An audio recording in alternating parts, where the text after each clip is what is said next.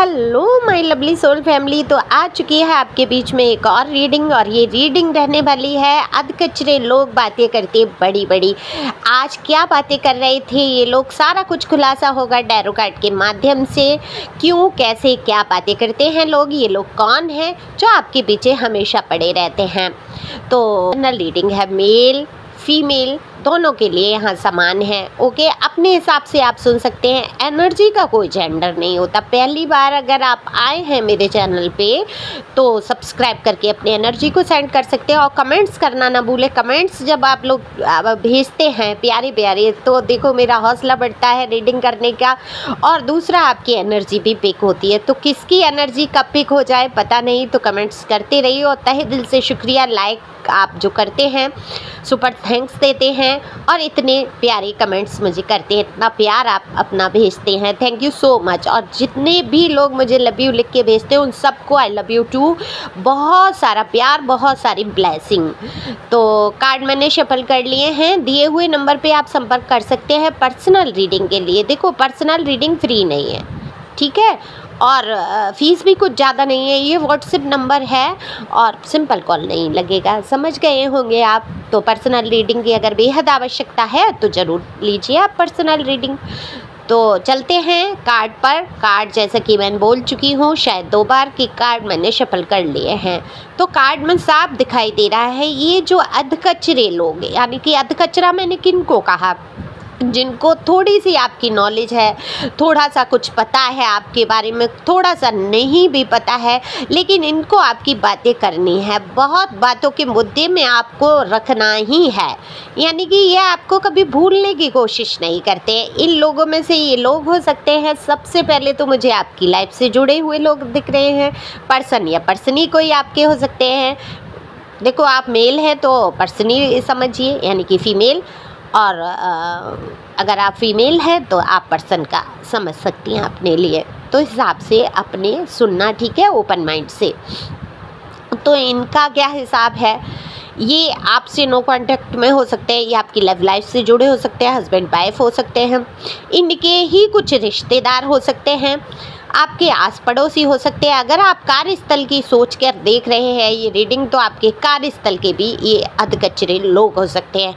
ये वो लोग हैं जिनको अभी आपकी परिस्थिति, स्थिति के बारे में ठीक से पता नहीं है। नोट कॉन्टैक्ट सिचुएशन हो सकता है, दूरी हो सकती है, ऑन ऑफ हो सकता है कि आ गए, कभी कुछ थोड़ा बहुत जानने की कोशिश की, और उसी मुद्दे पे कहते हैं ना, लेके उड़ जाना बात को, तो बात को लेके उड़ जाना इनके स्वभाव में जैसे कि है। तो ये देखो, इनको अपनी समझ तो है नहीं, नॉलेज कुछ रखते नहीं हैं, जैसे कि अध्यात्म की नॉलेज नहीं रखना है, कोई अच्छी बात इनको सुनना नहीं है। जैसे आपने सुना होगा, आपने रामायण सुनी होगी अगर आप हैं हिंदू कल्चर से, तो या नहीं भी है फिर भी इंटरेस्ट होता है ना कि सारे विषय में जान लेना। तो अगर आपने रामायण सुनी है तो आपको सबका पता है, राम के पिता का पता है आपको, उनकी माता का पता है, रावण का भी आपको पता होगा, रावण के कौन थे पिता या क्या क्या उनकी माता थी। तो रावण की जो उत्पत्ति हुई वो देखो ब्रह्मा के अंश हैं, उनके जो पिता हैं वो उनके ही परिवार से, ब्रह्मा से चला आया, ठीक है। अब वो ब्रह्मा भगवान का अंश हो गए, और उनकी जो माता हैं वो राक्षसी परिवार से थी, तो उनके अंदर राक्षसी गुण आ गए, ठीक है। सुमेरु कहते हैं, क्या सुमेर करके था राक्षसी वंश, उनका अंश आ गया। तब ऐसे राक्षस का रा और भगवान का वावन के रावण हो गया। तो और उन्हीं के देखो भाई जो हैं वो कुबेर हैं। तो कुबेर के अंदर क्या रहा, अंश भगवान का। देखो, दोनों ही अंश होते हैं, एक मनुष्य के अंदर भी, हमारे अंदर भी नेगेटिव और पॉजिटिव दोनों ही अंश का बराबर का समानता होती है। अब ये हमारे ऊपर है कि हम उस चीज़ को कैसे उभार के लाएं। तो देखो, कुबेर की पूजा सभी करते हैं, सभी जात धर्म में लगभग होती है। कुबेर आप जानते हैं, कुबेर का खजाना सबको ही चाहिए होता है। तो उनकी कृपा ईश्वर करे सबके ऊपर बनी रहे। तो उन्होंने क्या किया, अपने अंदर वो भगवान वाले जो तत्व थे, वो ईश्वरीय शक्तियाँ, उन्होंने उसको निखारा और आज वो पूजनीय बन गए। और रावण ने क्या किया, राक्षसी अंश को महत्व ज़्यादा दिया, तो वो रावण बन गया। बहुत विद्वान था, बहुत ज्ञानी था, बहुत, लेकिन कहते हैं ना कि जो अपने अंदर ले आओ। तो ये जो आपके जीवन के रावण बने बैठे लोग हैं, जिन्होंने आपके जीवन को हर तरह से अच्छाइयों को चुराने की कोशिश की है ना, आपको दबाने की, कुचलने की, लेकिन इन्होंने अपने अंदर की वो राक्षसी शक्तियों का प्रयोग किया है। इनमें न इंसानियत है ना मानवता है, तो ये देव गुण तो उत्पन्न कहाँ से करेंगे।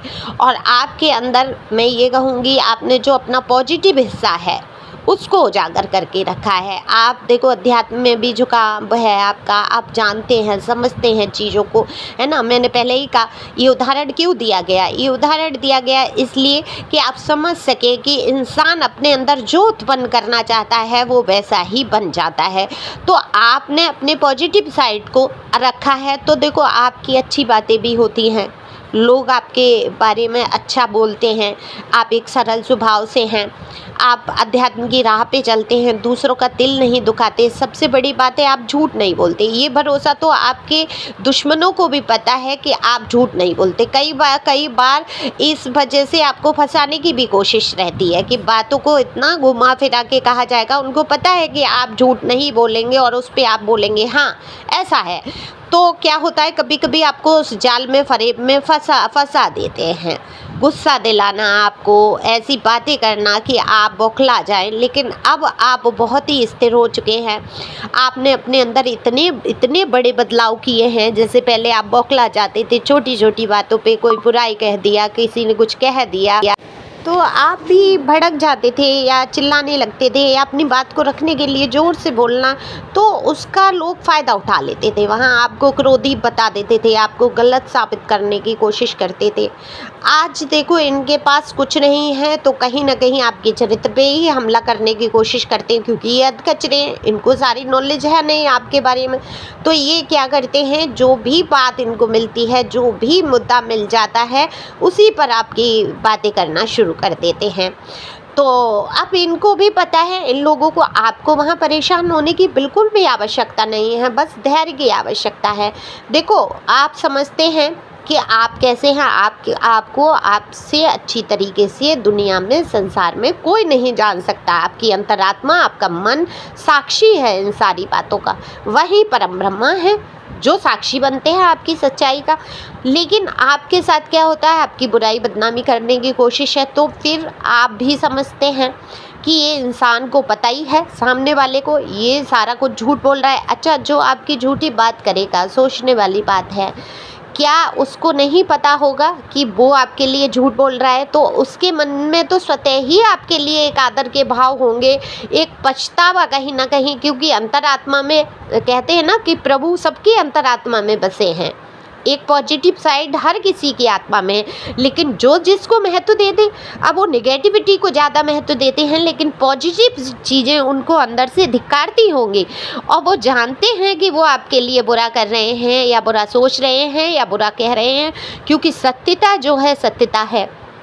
तो ये उनको पता है, तो आपको परेशान होना नहीं है, क्योंकि आपके लिए जो बातें करते हैं, ये बुराई की, बदनामी की, ये आपको नीचा गिराने की, ये सिरे से बिल्कुल नकारने वाली बातें होती हैं और ये सिरे से झूठी बातें होती हैं। इनके ना कोई सिर है ना पैर हैं, ना इनको नॉलेज है कि ये कर क्या रहे हैं। अगर ये आपकी लाइफ से जुड़े इंसान हैं तो देखो ये अपने ही इंसान को गिराने की सबसे बड़ी मूर्खता तो ये रहती है। मैंने ये इतनी रीडिंग करती हूँ, मैं पर्सनल रीडिंग भी करती हूँ, है ना, और ऐसी भी कार्ड निकालती हूँ और मुझे बड़ा ही आश्चर्य होता है। और मैं अपनी पर्सनल लाइफ में भी मैंने देखा भाई, झेला है, तो बड़ा ही अनुभव जब आपको हो जाता है, ख़ुद पे बीतती है तो और ज़्यादा अनुभव हो जाता है। तो मुझे बड़ा आश्चर्य होता है कि आप अपने ही इंसान को, उसी इंसान को गिराने की, चोट पहुंचाने की कोशिश करते हैं, उसी के चरित्र पर हमला करने की कोशिश करते हैं जिससे कभी आपने बहुत प्यार किया है, आपका सहयोग रहा है, साथ रहा है। कितना भी मनमुटाव हुआ, कितना भी लड़ाइयाँ हुई, क्या वो कभी इंसान के साथ अपने वक्त नहीं गुजारा? क्या वो सुंदर वक्त नहीं आपने जिया था? उसी इंसान का प्यार लेके, उसी से आप प्यार सीख कर और उसी पर दोषारोपण करते हैं। तो ये मुझे आज तक समझ नहीं आया कि अपने ही इंसानों को जलील करना, अगर वो अपने नहीं भी रहे, कारण कोई भी रहा, दूरी बन भी गई, तो उनको जलील क्यों करना? जाने दो, माफ़ करो भाई, जाओ रिलीज कर दो। नहीं है वो लायक आपके, डिवाइन ने उनको आपसे अलग किया है। चाहे मैं ये पक्ष किसी एक का नहीं रख रही हूँ, आपका नहीं रख रही हूँ, मैं दूसरे भी व्यक्ति के बारे में कह रही हूँ। हो सकता है आप उनके हिसाब से नहीं है, डिवाइन ने आपको उनसे अलग किया, तो समझना चाहिए, है ना। उसमें गिराना क्या किसी को, लेकिन नहीं, ये अधकचरे लोग, आधा ज्ञान, इनको ज्ञान ही नहीं है। ये क्या कर रहे हैं, इनको ना इस लोक का ज्ञान है ना परलोक का ज्ञान है, इनको मरना है ये तक इनको विश्वास नहीं है। इनको ये बातें करने वाले लोग जो फिजूल की आपके लिए बातें करते हैं, इनको परम विश्वास है कि ये तो अमृत खा के आए हैं और ये जीवित रहेंगे और ये चाहे जो कर लेंगे, इनके साथ कुछ बुरा नहीं होगा। तो भरोसा बड़ा है। नेगेटिव लोग मतलब बहुत पॉजिटिविटी से सोच लेते हैं अपने लिए कि इनके साथ कुछ बुरा होने वाला नहीं, लेकिन कर्म किसी को नहीं छोड़ता है, ये बात ये भूल जाते हैं। और मरना सबसे बड़ा सत्य है। जीवन में कुछ सत्य हो ना हो, आपको मरना है एक दिन, ये सबसे बड़ा सत्य है। तो इसको जिसने स्वीकार कर लिया वो सही रास्ते पे चलता है। और ये स्वीकार करना सरल होता ही नहीं है लोगों के लिए। लोग तो ऐसे लड़ते हैं, झगड़ते हैं, बातें करते हैं एक दूसरे की, जैसे ये हमेशा के लिए इस संसार में। और कभी कभी मैं सोचती हूँ कि अगर ये परमानेंट जीवन हो, ताकि नहीं ये तुम्हें जीवन मिल गया, ये शरीर मिल गया, अब ये तुम परमानेंट हो, अमर हो गए, तो क्या आदमी एक दूसरे की हड्डियाँ पीस के खा जाते, चूरन बना के खा जाते, क्या करते समझ नहीं आता है। इतना मन को चलते हैं, इतनी भावनाओं को चलते हैं, इतनी प्रॉपर्टी का लालच, ब्लैक मैजिक कर, ये कर वो कर, गिराने की कोशिश, साजिशें, जबकि ये पता है ये जीवन नश्वर है। आज सोए तो कल का पता नहीं है, घंटे भर का पल भर का पता नहीं है, ठोकर लगा और ख़त्म। ये इस कहानी में इतना बवाल, तब इतना बवाल है, मुझे तो समझ ही नहीं आती ये जीवन की कहानी क्यों नहीं समझते हैं लोग। तब मैं कह देती हूँ या कहूँगी कि अधकचरे लोग, जिनको जीवन की वास्तविकता का ज्ञान नहीं है, फिजूल के पचड़ों में पड़े हैं, तेरा मेरा।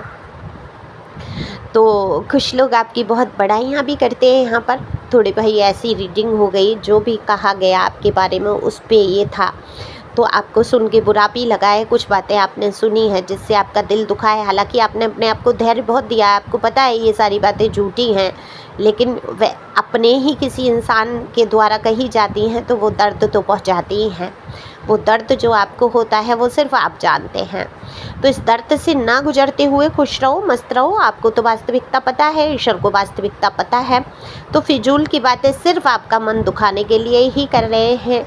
तो बाकी लोग आपके लिए बहुत तारीफ़ यहाँ करते हुए नज़र आते हैं। आपकी लुक्स की बहुत तारीफ़ हो रही है, आपकी ड्रेसिंग सेंस की बहुत तारीफ़ हो रही है, आपकी बातचीत के तौर तरीके की यहाँ पर तारीफ़ करते हुए लोग नज़र आ रहे हैं। तो thank you for watching my channel. Thank you angel, thank you God, thank you.